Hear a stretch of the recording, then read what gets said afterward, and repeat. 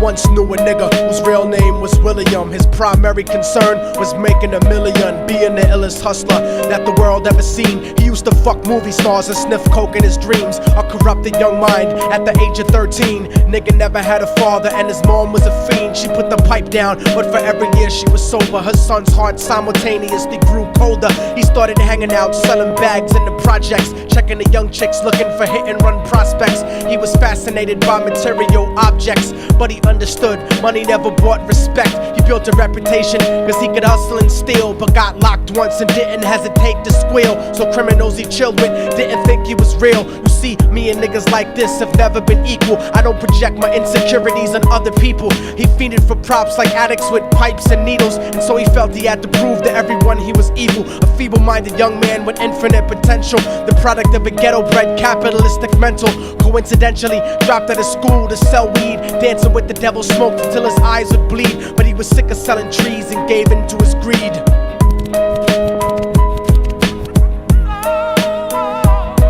Everyone tryna be trife, never face the consequences. You probably only did a month for minor offenses. Ask a nigga doing life if he had another chance. But then again, there's always the wicked that knew in advance. Dance forever with the devil on a cold cell block. But that's what happens when you rape, murder, and sell rock. Devils used to be gods, angels that fell from the top. There's no diversity because we're burning in the melting pot.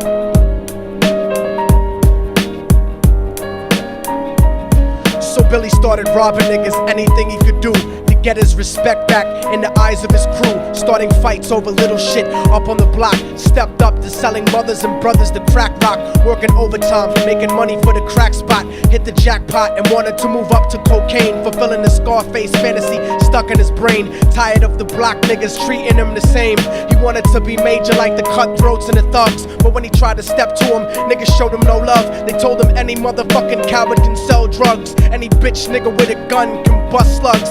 Any nigga with a red shirt can front like a blood.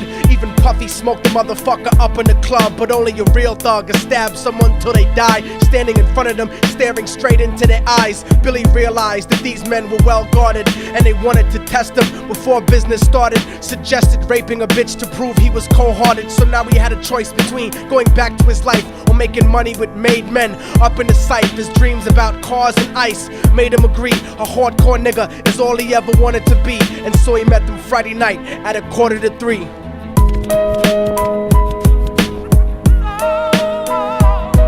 Everyone tryna be trife, never face the consequences. You probably only did a month for minor offenses. Ask a nigga doing life if he had another chance. But then again, there's always the wicked that knew in advance. Dance forever with the devil on a cold cell block. But that's what happens when you rape, murder, and sell rock. Devils used to be gods, angels that fell from the top. There's no diversity because we're burning in the melting pot.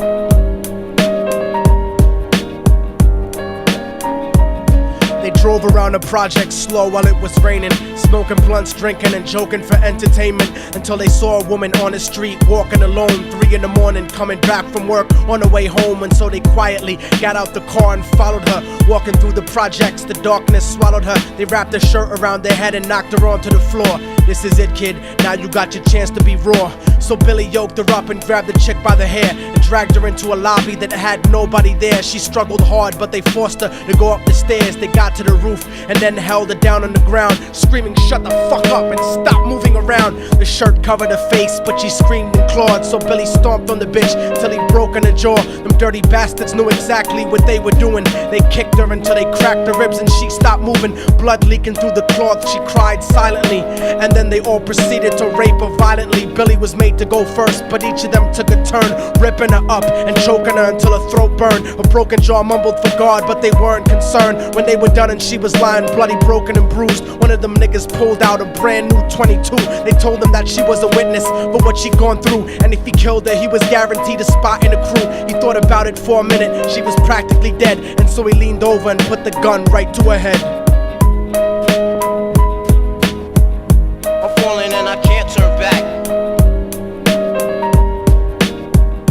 I'm falling and I can't turn back. Right before he pulled the trigger and ended her life, he thought about the cocaine with the platinum and ice, and he felt strong standing along with his new brothers. Cocked the gat to her head and pulled back the shirt cover, but what he saw made him start to cringe and stutter, cause he was staring into the eyes of his own mother. She looked back at him and cried cause he had forsaken her. She cried more painfully, and when they were raping her, his whole world stopped. He couldn't even contemplate. His corruption had successfully changed his fate, and he remembered how his mom used to come home late, working hard for nothing, cause now what was he worth? He turned away from the woman that had once given him birth, and crying out to the sky cause he was lonely and scared, but only the devil responded cause God wasn't there. And right then he knew what it was to be empty and cold, and so he jumped off the roof and died with no soul. They say death takes you to a better place, but I doubt it. After that they killed his mother and never spoke about it. And listen, cause the story that I'm telling is true, cause I was there with Billy Jacobs and I raped his mom too. And now the devil follows me